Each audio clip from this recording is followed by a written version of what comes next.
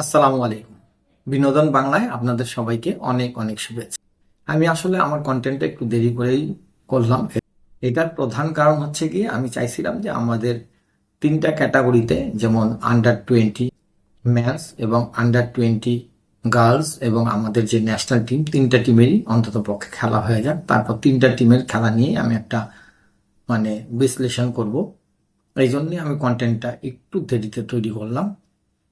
তো অলরেডি আমি যখন কন্টেন্টটা তৈরি করতেছি তখন আমাদের তিনটা খেলাই সমাপ্ত হয়ে গেছে। তো আমি প্রথমে আমাদের যে বয়েজ টিম আছে আন্ডার 20, যারা সাব চ্যাম্পিয়নশিপে অংশগ্রহণ করার জন্য বর্তমানে মালদ্বীপ আছে, তো বয়েজদেরকে নিয়েই প্রথমে আলোচনাটা শুরু করি। বাংলাদেশ তাদের প্রথম খেলায় পাকিস্তানকে 2-0 গোলে পরাজিত করে টুর্নামেন্টে তাদের শুভ সূচনা করল। বাংলাদেশের যুবারা কেমন খেললো? সত্যি কথা বলতে কি, খেলার শুরু থেকে শেষ পর্যন্ত বাংলাদেশ একচ্ছত্র প্রাধান্য বিস্তার করেই খেলছে। সুযোগ তৈরি করার পরেও সেলফিশ ফুটবল খেলছে, এই কারণে বাংলাদেশ প্রথমার্ধে গোল পায়নি। এবং আমি এই কন্টেন্টটা তৈরি করার আগে যে কন্টেন্ট আমি তৈরি করছিলাম, সেই কন্টেন্টে আমি বলছিলাম যে আসলে সাপ আমাদের জন্য কোনো মানে রাখে না, বিশেষ করে বয়স ভিত্তিক সাপ। তবে এইবারের সাপে আমাদের 5জন অরিজিন প্লেয়ার আছে যাদের ডেবু হবে। তো এইটাই আমাদের জন্য সবচেয়ে বেশি ইম্পর্টেন্ট, যে এই প্লেয়ারগুলা কি ধরনের কোয়ালিটির এবং এরা আমাদেরকে ইন ফিউচার কীরকম সার্ভিস দিতে পারবে। তো অলরেডি একজনের ডেবু হয়ে গেছে, সেটা হচ্ছে রোনান সোলেভান। তো রোনান সোলেভান তার ডেবু ম্যাচে তার যে কোয়ালিটি সেটা সে অলরেডি প্রদর্শন করে দিছে এবং দর্শকরা অন্ততপক্ষে এইটুকু বুঝে গেছে যে সে কোন কোয়ালিটির প্লেয়ার। কিন্তু পাকিস্তানের সাথে বাংলাদেশ যে ম্যাচটা খেললো, সেই ম্যাচের প্রথমার্ধে রোনান সোলেমানকে তেমন একটা খুঁজেই পাওয়া যায়নি। এটার একমাত্র কারণ হচ্ছে কি, আমাদের যে ফরওয়ার্ড লাইনে বা মাঝমাঠে যারা দায়িত্বে ছিলেন তারা কিন্তু রোনান সোলেমানকে কোনো বলই সাপ্লাই দিতে পারে নাই। 2-4 বার সে ক্যামেরায় ধরা পড়ছে সেটা প্রেস করতে যায়। বিশেষ করে রোনান সোলেমান যে মাঠে আছে সেটা কিন্তু প্রথমার্ধে বোঝাই যায়নি। এইটাই ছিল একমাত্র কারণ যে তার কাছে কোনো সাপ্লাই যায়নি। তবে প্রথমার্ধের 18 মিনিটের সময় সে একক প্রচেষ্টা একবার বল নিয়ে ঢুকছিল, সেই একবারই তাকে দেখা গেছে। এর বাইরে রোনান সোলেমানকে প্রথমার্ধে একেবারেই দেখা যায়নি।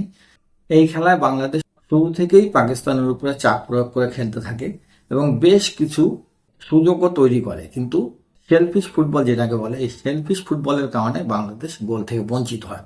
বিশেষ করে আমি বলবো যে 44 মিনিটের সময় নাজমুল ফয়সালের কাছ থেকে যে একটা বল পায় মোর্শেদ আলী, সেটার ছবিটা আমি আপনাদেরকে দেখাচ্ছি। সেই বলটা যদি মোর্শেদ ডিয়ের ভেতরে একেবারে সুবিধাজনক অবস্থায় রোনান সোলেমান দাঁড়ানো ছিল, বলটা তাকে না দিয়ে সে নিজেই গোল করার চেষ্টা করে এবং বলটা সাইড নেটে যেয়ে লাগে।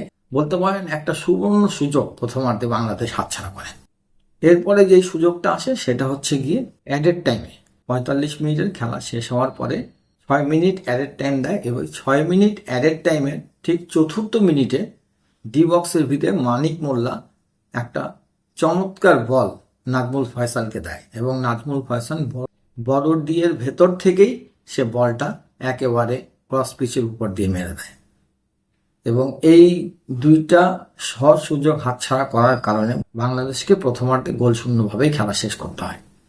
দ্বিতীয়ার্ধেও বাংলাদেশ প্রথম থেকেই চাপ সৃষ্টি করতে থাকে। 54 মিনিটের সময় পাকিস্তান একটা ফাউল করলে প্রায় 25 গজ দূর থেকে বাংলাদেশ একটা সেট পিস পায়, যে সেট পিসটা রোনান সোলেমান নেয় এবং ওই সেট পিসটা নেওয়ার আগে যে দেয়ালটা তৈরি করা হয়, গোলকিপারের ধারণা ছিল যে রোনান সোলেমান সম্ভবত হয় সেকেন্ড পোস্টে নিবে অথবা সে ডি বক্সের উপরে ফেলবে তার সতীর্থ প্লেয়ারদের জন্য, কিন্তু সে যে দেয়ালের উপর দিয়ে যে কার্ভ করে যে ফার্স্ট পোস্টে বলটা ঢুকে যাবে, এইটা গোলকিপারের একেবারে ধারণার বাইরে ছিল, যার কারণে অপ্রস্তুত অবস্থায় গোলটা খেয়ে গেছে গোলকিপার। বলতে পারেন গোলকিপার একেবারেই বলটাকে জাজ করতে পারে নাই এবং বাংলাদেশ তাদের কাঙ্ক্ষিত গোলটি পেয়ে যায় এবং সেই গোলটিও আসে রোনান সোলেমানের পা থেকে। এর প্রায় 2 মিনিট পরেই আরও একটা বল নাজমুল ফয়সাল মোর্শেদ আলীকে দিলে ডি বক্সের ভিতরে একা 1:1 গোলকিপারকে একা পাওয়ার পরেও মোর্শেদ আলী গোল করতে ব্যর্থ হয় এবং বাংলাদেশ তাদের দ্বিতীয় গোল থেকে বঞ্চিত হয়। পাকিস্তান কিন্তু 62 মিনিটের সময় একটা গোল পরিশোধ করে দেয়।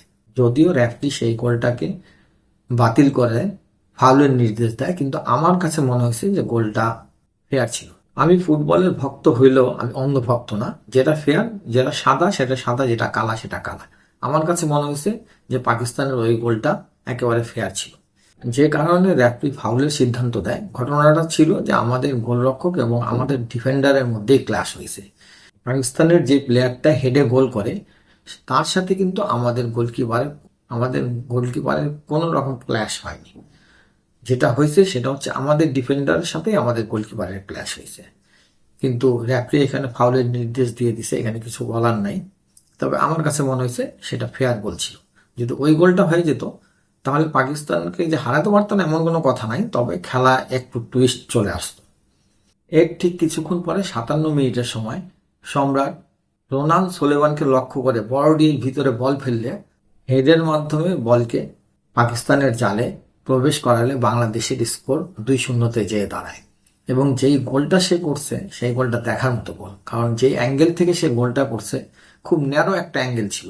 এই ন্যারো অ্যাঙ্গেল থেকে সে গোলকিপারকে ফাঁকি দিয়ে যে গোলটা করছে সেটা দেখার মতো গোল ছিল। এবং সে তার ক্লাসটা দেখাই দিচ্ছে যে সে একজন প্রপার নাম্বার 9-এর যা করণীয় বা একটা প্রপার নাম্বার 9 কি করতে পারে সেই জিনিসটা কিন্তু সে এই গোলের মাধ্যমে বুঝাই দিছে। তাহলে পাকিস্তান কি একেবারেই খেলতে পারেনি?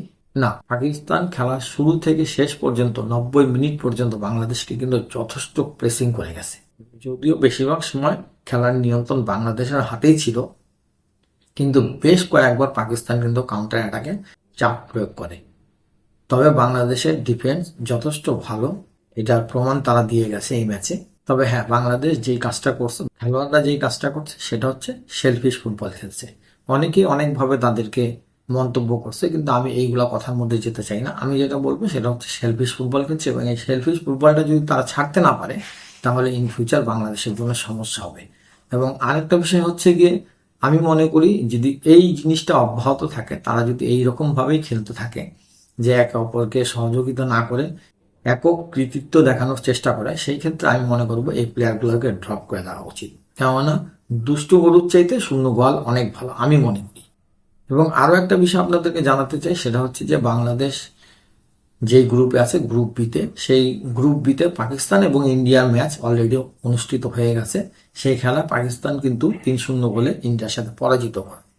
স্কোর লাইন দেখে অনেকে ভাবতে পারে যে পাকিস্তানকে হয়তো বা ইন্ডিয়া উড়াই দিচ্ছে, না, এইরকম কিছু হয়নি। যারা খেলা দেখছে তারা অন্তত পক্ষে এইটুকু বুঝতে পারছে যে খেলার প্রথম 25 মিনিট ইন্ডিয়া একক প্রাধান্য বিস্তার করে খেলে গেছে, এবং এই 25 মিনিটের পর থেকে যে পাকিস্তান খেলায় ফিরে আসছে, ইন্ডিয়া কিন্তু যথেষ্ট চাপের মধ্যে ছিল। বিশেষ করে প্রথমার্ধে ইন্ডিয়া 1-0 গোল আগায় ছিল, সেই গোল পরিশোধ করার জন্য প্রচন্ড চাপ সৃষ্টি করে। এবং তাদের স্কোরার নাই, এইটুকু অন্তত পক্ষে বোঝা গেছে। স্কোরার থাকলে তারা গোলটা পরিশোধ করে দিতে পারত। অনেক সুযোগ পাইছে, কিন্তু তারা একটা সুযোগও গোলে কনভার্ট করতে পারে নাই, যার কারণে প্রথমার্ধে কিন্তু 1-0 গোলে পিছিয়ে থেকেই খেলাটা শেষ হয় পাকিস্তান এবং ইন্ডিয়ার মধ্যে। দ্বিতীয়ার্ধে খেলা শুরু থেকে নিয়ে শেষ পর্যন্ত বলতে পারেন পাকিস্তান যথেষ্ট ভালো ফুটবল খেলছে এবং গোল পরিশোধ করার আপ্রাণ চেষ্টা করে গেছে, কিন্তু তাদের স্কোরারের অভাবে তারা গোলটা পরিশোধ করতে পারেনি। বরঞ্চ কাউন্টার অ্যাটাকে ইন্ডিয়া আরো 2টা গোল করে দেয়। আসলে খেলাটা কিন্তু পাকিস্তান যথেষ্ট ভালো খেলছে, কিন্তু তারা স্কোরারের অভাবে 3-0 গোলে ম্যাচ হেরে টুর্নামেন্ট থেকে ছিটকে গেল।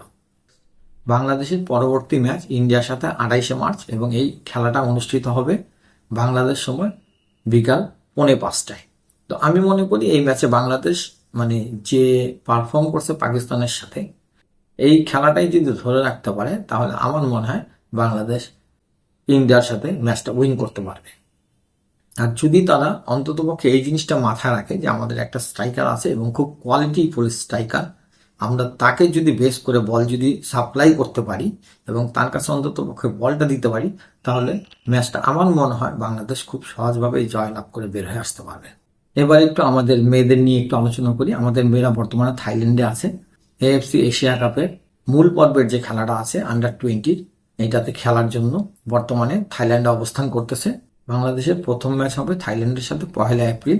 এর আগে 2টা বাংলাদেশ প্র্যাকটিস ম্যাচ খেলার কথা আছে, এবং তার মধ্যে অলরেডি একটা ম্যাচ বাংলাদেশ খেলে ফেলছে। 25শে মার্চ বাংলাদেশ ইন্ডিয়ার সাথে একটা প্র্যাকটিস ম্যাচ খেলে এবং সেই ম্যাচে বাংলাদেশ 1-1 গোলে ড্র করে। এখন কথা হচ্ছে, খেলায় যে 1-1 গোলে ড্র হয়েছে, এটা কি বাংলাদেশ আগে গোল করছে নাকি ইন্ডিয়া আগে গোল করছে? বাংলাদেশ খেয়ে গোল শোধ করছে নাকি ইন্ডিয়া গোল খাওয়ার পরে গোল শোধ করছে, এটা জানা যায়নি। তবে এইটুকু জানা গেছে যে বাংলাদেশের পক্ষ হয়ে আমাদের বর্তমানে যে স্ট্রাইকিং পজিশনে খেলে উমেলা মার্মা একটা গোল করছে। তো উমেলা মার্মার ব্যাপারে আমি এইটুকু বলতে চাই যে পিটার বাটলার কিন্তু উমেলা মার্মাকে নিয়ে যথেষ্ট এক্সপেরিমেন্ট করছে।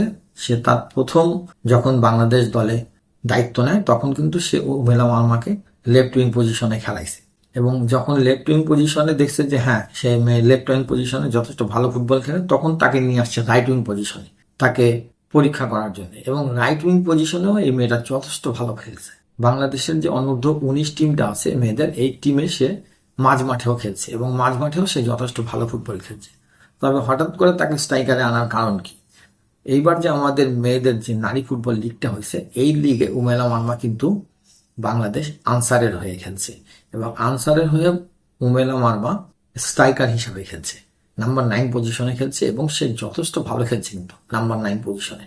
মানে তাকে আটকায় রাখা খুব মুশকিল ছিল, এবং তার ভালো ভালো গোল আছে লিগের মধ্যে, যার কারণে পিটার বাটলার চিন্তা করছে যে আমাদের যেহেতু স্ট্রাইকারের সমস্যা আছে, যদিও আমাদের আন্ডার-20 দলে স্ট্রাইকারের সমস্যা নেই, সাগরিকা আছে, তৃষ্ণা আছে, তারপরেও সে চিন্তা করছে যে উমেলা মার্মাকে সেই স্ট্রাইকিং পজিশনে খেলানোর জন্য।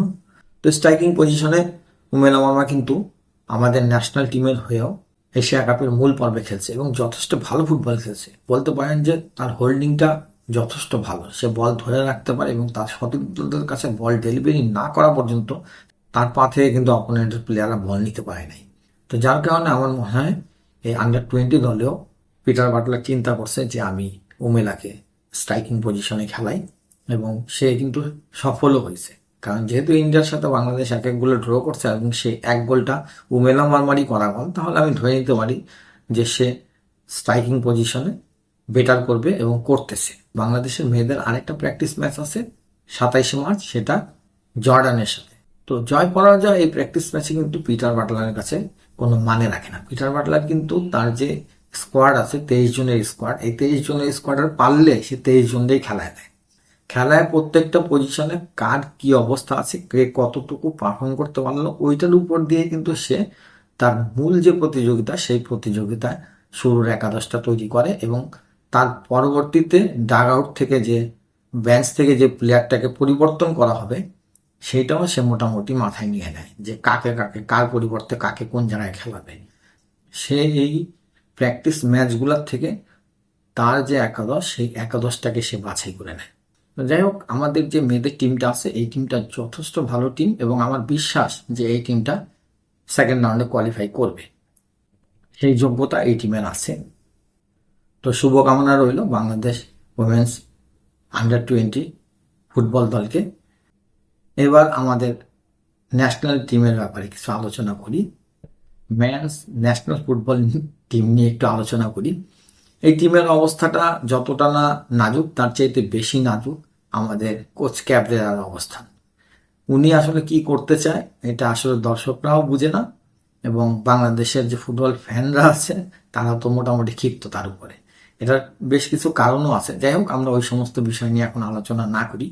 বাংলাদেশ এএফসি এশিয়া কাপের কোয়ালিফাইং রাউন্ডে তাদের শেষ খেলায় অ্যাওয়ে ম্যাচে সিঙ্গাপুর মাটিতে সিঙ্গাপুরের সাথে 31 মার্চ সিঙ্গাপুরের মুখোমুখি হবে, এবং এর আগে বাংলাদেশের একটা ফিফা ফ্রেন্ডলি ম্যাচ খেলার কথা ছিল ভিয়েতনামের সাথে, যে ম্যাচটা অলরেডি বাংলাদেশ খেলে ফেলছে, এবং ম্যাচের রেজাল্ট হচ্ছে বাংলাদেশ 3-0 গোলে পরাজিত হয়েছে। এটা বাংলাদেশের ভাগ্য যে বাংলাদেশ 3-0 গোলে পরাজিত হয়েছে। এই ম্যাচটা মিনিমাম 5-0 গোলে হারার কথা ছিল, কারণ ফার্স্ট হাফে বাংলাদেশ 3-0 গোলে পিছিয়ে যায়, এবং দ্বিতীয়ার্ধে 2টা বল বাংলাদেশের গোল পোস্টে লেগে ফিরে আসছে। এই 2টা বল যদি ফিরে না আসতো তাহলে স্কোর লাইনটা হতো 5-0। তো এই হচ্ছে বাংলাদেশ ন্যাশনাল টিমের অবস্থা। এখন এইখানে হাজার এক্সকিউজ দিয়ে লাভ হবে না, অমুক ছিল না, তমুক ছিল না, ফরমেশন কাজ করেনি, প্লেয়াররা ভুল করছে, যত কিছুই বলেন আপনি। আমি একটা কথাই জানি যে আমাদের যে কোচ, তার কোনো পরিকল্পনাই নেই বাংলাদেশ কি ফুটবল খেলছে। এটা কি কেউ বলতে পারবে যে বাংলাদেশের কোন জায়গাটা মানে বাংলাদেশের দখল ছিল?